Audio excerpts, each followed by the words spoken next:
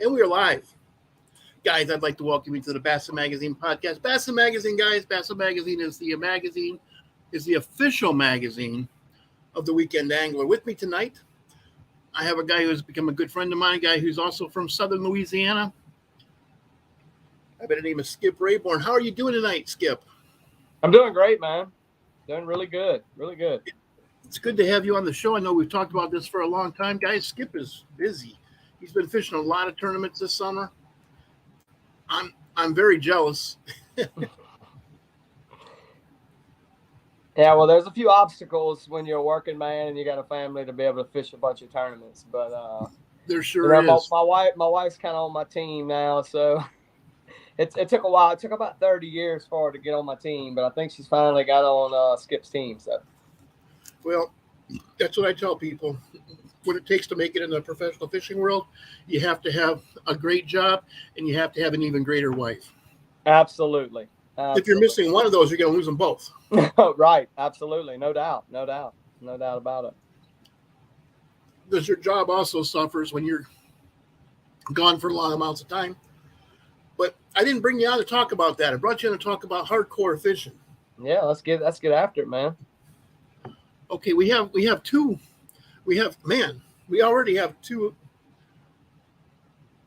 comments. One was a Facebook user. I don't know who that was, but they said, hey. And also my good friend Cajun Rob. Okay. From Pearl River said, good evening, Hammers. He was looking forward to hearing about you. Rob, you're going to like this guy. This guy's doing really well. Rob has been a co-angler for about 8 years now. Really? Only any opens? Yes, he's fished several opens. What's his last name? Welsh. Rob Welsh. Yes, I have heard of him. I'm pretty sure I've fished against him on Pearl River a few times. I fish Pearl River. I fish, everywhere in South Louisiana, anywhere from Pearl River to the Chapel Ice Spillway, and then, here recently, I've started fishing the Bass Opens, and I've gotten in some circuits and started fishing some championships in other states. But this 30 years, man, of just trying to get in a tournament and find any tournament I can get into and fish it, You just did really well, didn't you? Yeah, I've had a pretty good year. I had a good year last year, and I've had a pretty good year this year so far. We had that storm in my area that pretty much knocked a lot of our fishing out around here. But the guys are starting to catch fish again, and which has actually surprised me. But when that happened, I decided to start. And I'm older now, and I'm a fireman. I'm getting close to retirement, so I'm starting to lean more towards fishing nationally. Getting out and seeing what I can do. And so far, in the last 2 years, I've done well. That is awesome. I finished second last year in the points in the Bassmaster Open Central Division. I was leading going into the last tournament, and ended up finishing in second. And this year, after 2 tournaments in Division II, which formerly was the Central Division, I'm in third right now in points. I've had 2 top 10s. So the top of that co-angler division has some really good fishermen. You see the same names, These guys could definitely swap over. And I initially went to go as a pro last year because of the schedule. I wasn't able to get in. So fishing as a co-angler is an art. Absolutely. I wasn't, when they told me that I was on a waiting list to be a pro, and where I was at on a waiting list, I automatically said, just send me my money back. And I thought about it, and I said, you know what? They told me they had openings for a co-angler. So I decided to do it, and I'm glad I did, because although it may be some of the most frustrating moments of my life fishing, I've learned how to focus, Yes. And I use laser. I am so focused on my surroundings. I don't have a lot of control. Sometimes you do, sometimes you draw a pro that's not on anything, and they asked you, and that's happened to me this year. I drew Zell Rowland in Toledo Bend, and he had a terrible first day, and Zell? yeah, yes, and There's a name. he was like, Wow. hey man, and we said we weren't going to talk much about it, but the guy I travel with, Keith Potier, you've had him on here, and Yeah, him and yeah. Zell really good friends, and Zell is like one of the old guard. yeah, he is. I remember Still watching him super way competitive. way Super back. competitive. I'm firsthand witness of that. So just because he's in his 70s don't mean he don't want to get after it, because he's super competitive, and he can still fish. But Keith talked to him and said, like, Skip's a good friend of mine, man. He's really, really good. If you're not on anything, listen to him, because he's got some good stuff. And we went, and we had a really good day. I had my limit was 3 fish. I had 3 fish going 9 pounds. And Jeez. yeah, I had 8.5 the first day, and I had Wow. 9 the second. I had 17.5. And believe it or not, that was only good enough for 9th place. Wow. Well, when you got guys like Gary Haraguchi, who has won over $400,000 in his career as a co. Yes. That guy's freaking phenomenal. Unbelievable. Unbelievable. He told me, he was also been on this show a few times. He said that he has one tournament where he only got to fish for 20 minutes during the entire day. I can believe. Like I said, that's some of the frustrating part is those guys are pros, but they make bad decisions just like everybody else does. Nobody's immune to bad decisions, and when you see a pro making a bad decision, you're kind of hesitant about saying anything, because they're using their boat. And they're laser focused too, like so you talked about. You kind of formulate a plan, and you have to do it quick and on the fly. You start talking to them. I was just telling a buddy of mine, like, well, I mean, how is it whenever they're doing something and you don't feel like it's any good? What do you do? I begin to talk to them, and I try to get their attention off of what they're doing to get them to move and do something. It's tricks. There's little tricks to the trade. Yeah, you got to do that just slow, don't you? Do what? You gotta be diplomatic when you're doing that. Yes, absolutely. You just talk to them, and it kind of gets their attention away from what they're doing, and you could catch a fish anywhere, and look, I could be wrong, but sometimes you just feel like they're doing the wrong thing.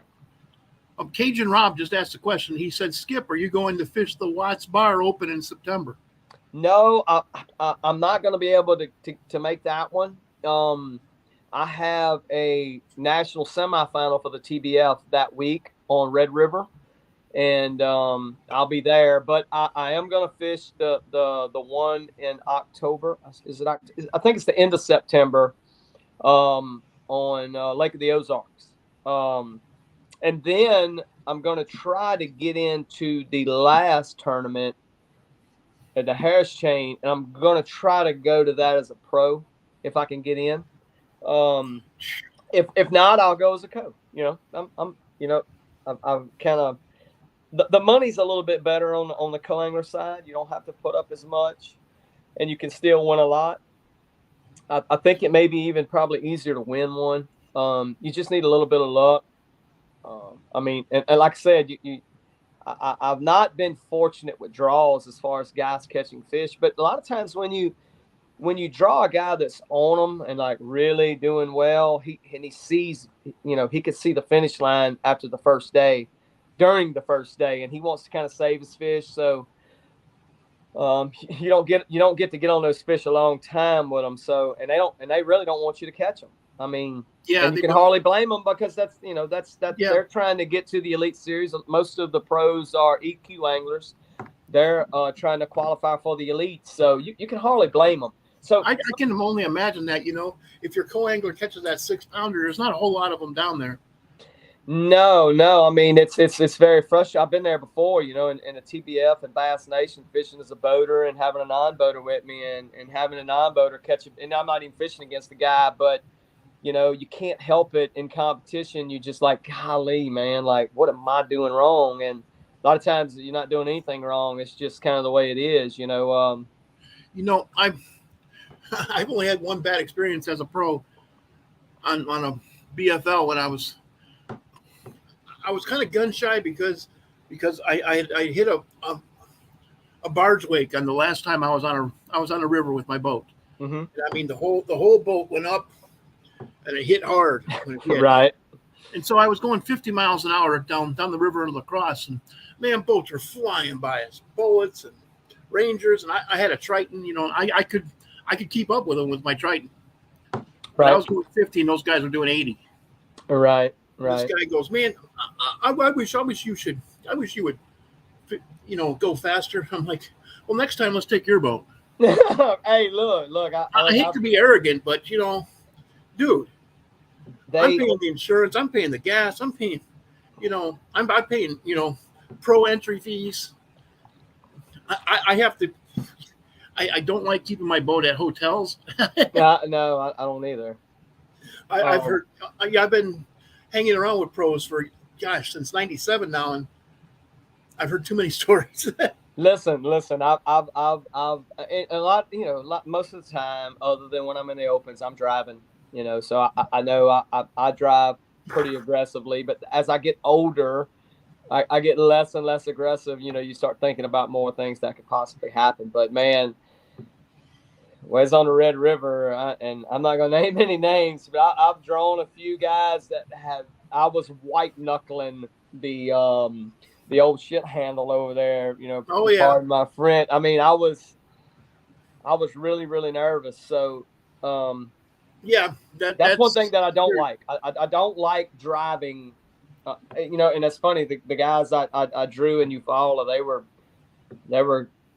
One guy had I drew Trevor McKinney, and he fishes out of us the same brand that John Cox uses, big aluminum boat, and it only ran like 55 miles an hour. So we just kind of rode down the lake and whatever. And the next guy he drew, he wasn't really trying to get anywhere fast. And I appreciated that because I have been scared out of my wits before on the passenger seat with a pro, because you don't have a console when you're in a pro's boat. Nope. So it can get sketchy at times, to say the least. But anyway, I got some of my setups I used in Oklahoma. I mean, oh yeah, I want to see those. Quick. I can tell you what I was doing.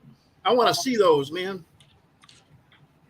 Well, Eufaula fish really small, really, really small. It's a big lake, small. but it's a really big lake, but it fished really, really small. If they would have had live on Saturday, the last day of the tournament, you probably would have saw 7 of them all in one spot. So, and I was fortunate enough to be in that area the first day. And the first day, I was using a 7.3 Kistler Helium. Okay. With a 200 XG Carrata, 8-to-1 gear ratio. I was using 20-pound Berkeley 100% fluorocarbon.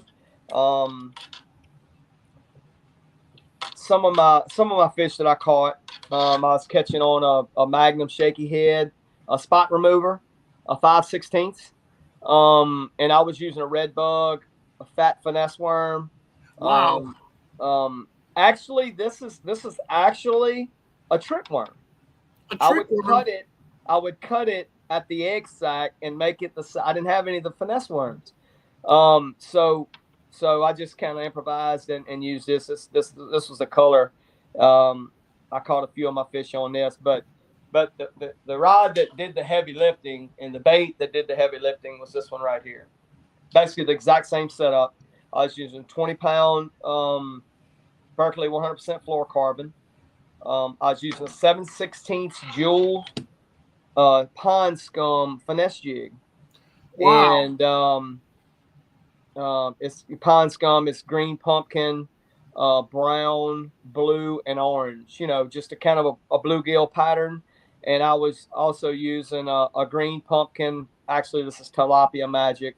Tilapia magic. Okay. A Zoom speed crawl. It was sunny each day, so I wanted to go with the glitter.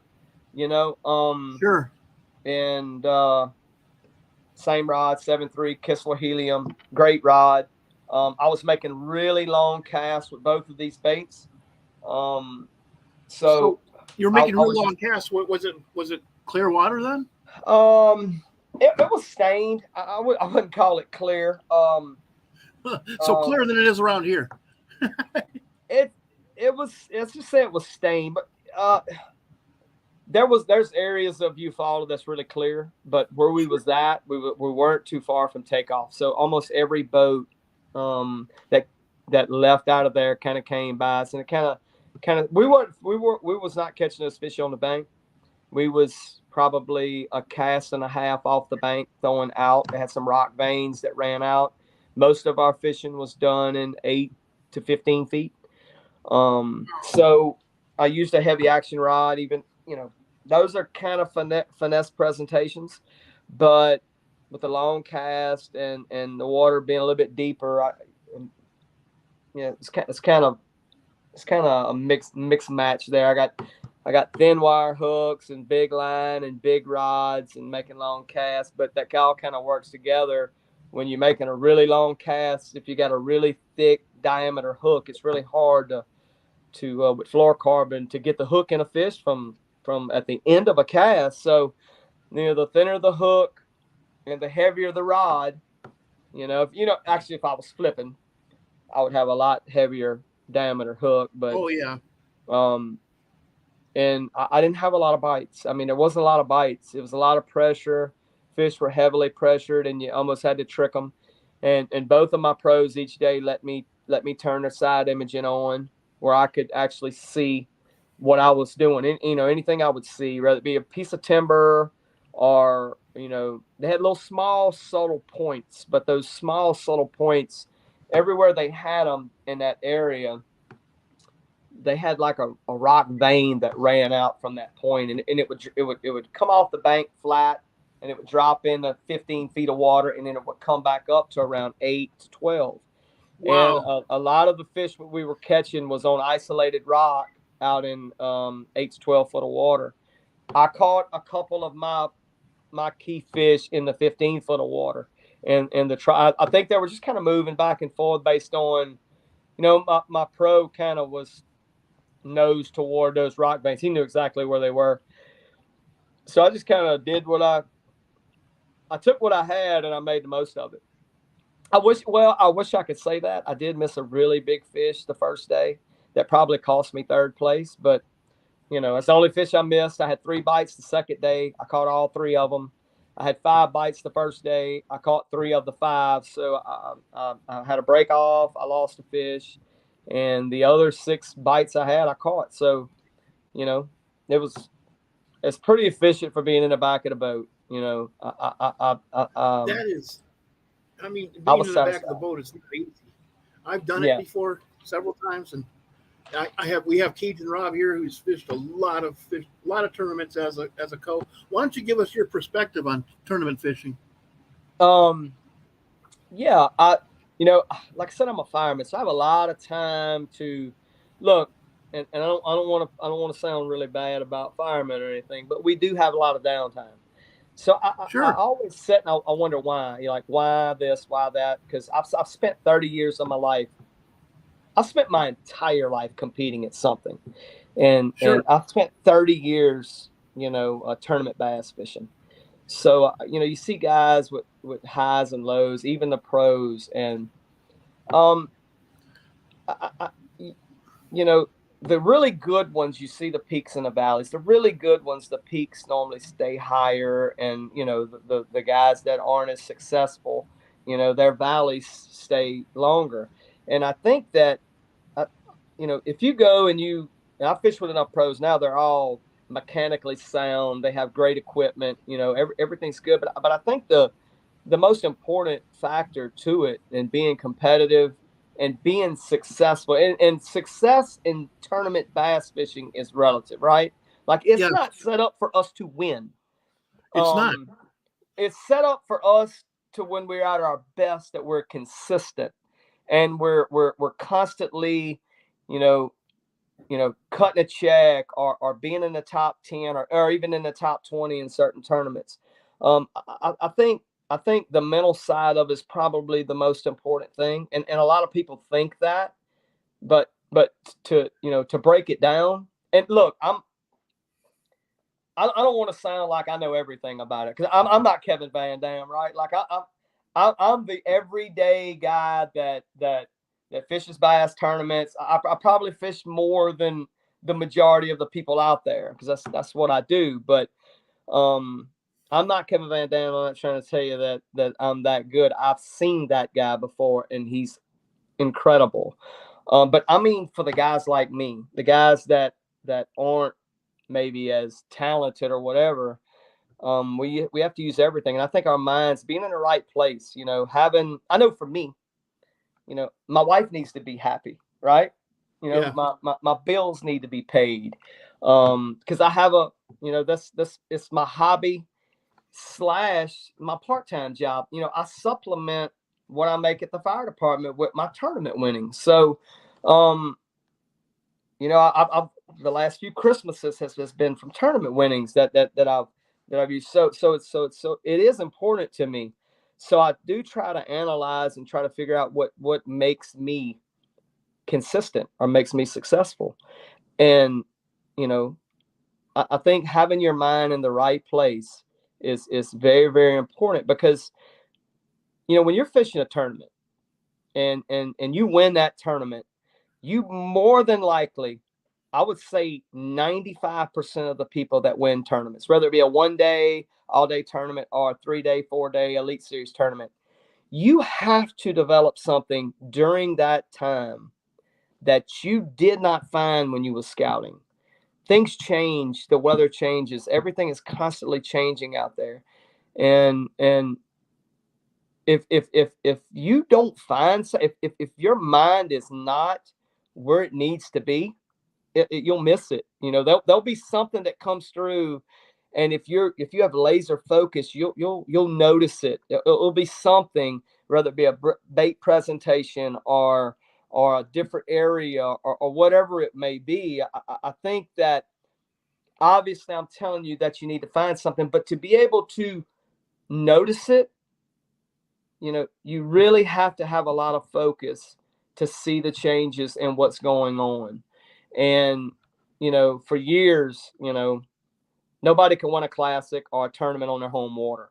And a lot of that's got to do with guys forcing things, that they're so intimate with something, with a body of water, that they force, their history on it. And they're not focused on the here and now. We have a question for you here. That speaks a lot. I mean, you have to agree that speaks a lot to what I'm talking about is, when you're really intimate with a body of water and you've grown up fishing that body of water, you're going to go through your history. Yes. When you first start practicing, if your history don't help you, then it really hurts you, because if you're really intimate, it's going to take you a couple of days to go through what you think you know, instead of paying attention to what you don't know and learning something. So, and I think that's all a part of the mental makeup of a consistent tournament angler. And like I said, I'm no genius or anything. I'm probably not even that smart, but I do know how to compete. We have a question for you here. Yeah. It's from Cajun Rob again. He said his buddies and him, they're struggling when they're fishing behind a boater that's live scoping and sniping in 100 feet of water or more with the trolling motor on 80 plus. Do you have any suggestions as to how to catch fish when you're confronted with that situation? If you're in 80 feet and he's live scoping suspended fish, take a jerk. I guess about the only thing you could do with that is just take a jerk bait or a little contact swim bait, but just pray you don't come across that anymore. That's all I can tell you. That's what I told him. If you have to deal with that, that's an unsurmountable opponent there. That's really tough. I haven't experienced that. I have experienced, going down rip route with the boat literally touching the rip route. I have dealt with that on Ross Barnett. Yeah, and he just know? went over the fish that you're eligible to catch. Yeah, that's fun. Right. So I mean, you just, that's when you start striking up conversation. Try to get them off focus. Try to get them to do something else. Just, you're not, you're trying to catch fish too. So you don't want to hurt them, but you definitely don't want to sit there and die. We want to win. As a co-angler. I mean, well, at least you want to get a few points at the very least. You want to get all you can get. I was so upset. The first day on Toledo Bend, I had 8.5 pounds, and I knew I wouldn't be leading it, but I figured I would be in touch of the leader. I figured 12 pounds. 4-pound average. Okay, somebody's got 12 pounds. I got 8.5. I'm down 3.5 pounds. That's doable. I can come back and win this thing. Man, I get back. A buddy of mine from Ponchatoula. Dude's got 3 fish going 19 pounds. Jeez. As a co-angler. I mean, I was just like, I cannot. I'm good for him. Like, great. I mean, he's a good guy. Great fisherman too. And he's took a lot of money from me over the year. I mean, we've swapped back and forth, taking each other's money. Really good fisherman. But I was like almost demoralized at 19 pounds. He had 11 pounds more, and I had a really good day. I was in like 12th or 13th place after the first day, and I got up the next morning and I said, I'm gonna get all I can get. I know I'm probably not gonna get first. I'm not lucky enough for that, but I'm gonna get all I can get. I fished really hard, and I made up 6 or 7 spots and got a really good check, got good points, and you got to find. That's the mental part again. You got to find something. You got to find. You can't. Everybody's there to win, right? We're all there to win. The guys that have a chance to win, they are there to win. So I was there to win the tournament. But you try to find victories where you can. Just have the best day you can and get all you can get, and you day by day in multi-day tournaments, you have to change sometimes, like, well, I'm not going to win this event. It's just, like I said, it's not set up for you to win. It's just not set up for you to win at all. You have to break through to win. And whether it's a Thursday evening little cookie jar tournament or I know it's a lot harder in the opens, but any tournament that you fish is really hard to win. And everything's got to really go right for you. I always say this, one of the toughest tournaments I've fished, and I've been fishing it for 25 years, is a little Thursday evening cookie jar tournament out of Manchac. All these guys know the area so well. There's no secrets. We all fish the same stuff. And whoever you beat, you're looking at that guy while you're beating him. Or he's looking at you while he's beating you. So, because we all know what to do and how to do it. And that's a really hard tournament to win. So, even little tournaments, everything's got to go right for you to win. No doubt. But, I mean, Toledo Bend, if you want to kick back over to what I was doing on Toledo Bend, that was in the spring. And I think Toledo Bend was a little ahead of schedule because I've caught fish on the lower end of Toledo Bend spawning in May before. And normally the spawn starts in March, late February, early March, and on the north end. And then it's a little bit later on the south end because the south wind is subject to that north wind that comes down to Toledo Bend. It keeps the water a little colder. But this particular year, there was fish on beds in March, all the way down in Indian Mounds and 6 Mile and Housing, Pirates Cove. I mean, that was a bed fishing / shad spawn type tournament. And there's a lot of stuff going on. That's why there was a lot of weight. I think the guy that won the pro side had 78 pounds for 3 days. I mean, that's phenomenal. Wow. The co-angler had 22 pounds 2 days. That's with 6 fish. So, yeah, it was great. But what I was doing, I drew Garrett Paquette the first day, and we was mid-lake, and we was fishing really shallow. and I caught 2 fish really early on a shad spawn on a frog, a 3 and a 2, and a 3 pounder and a 2 pounder, and then a little bit later I flipped in a bush and was basically flipping bushes, and that's what I was using 25 pound. Um, when I was flipping, I was using 25 pound Berkeley Trilene 100% fluorocarbon, and I was using a Tilapia Magic Z-Craw, and the full size one, and using a 3/8 ounce weight, just flipping the bushes. And I did that the second day, and I caught those way up north the second day with Zell.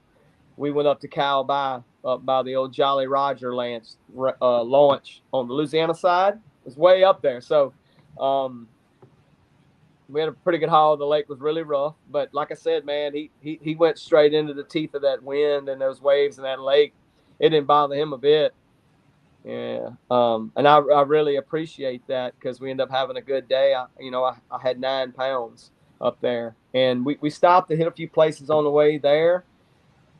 And we got there. We had a short day. The second day was a really short day. I think we had a 2:15 weigh in, and we got up there around 10 o'clock. And the lake was really rough. And so we had about 2.5 hours to fish when we got up there. And I caught 5 keepers. I had 5 bites. I was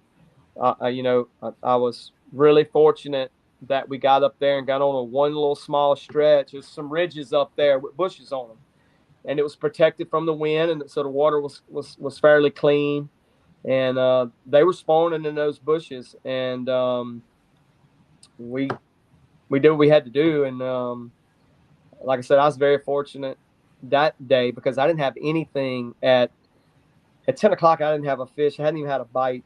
And we finally got up there, and then it happened. It happened quick, and I made hay while the sun was shining. So another good tournament. I got one left, and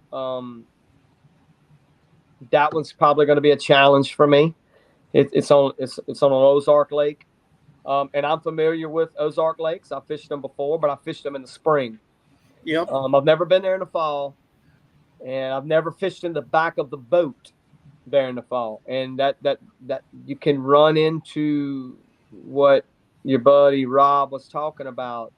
Somebody Those are deep lakes, fishing for deep suspended fish, live scoping, and if that happens, which I really hope it don't, if it happens, you just got to do what you. Yeah.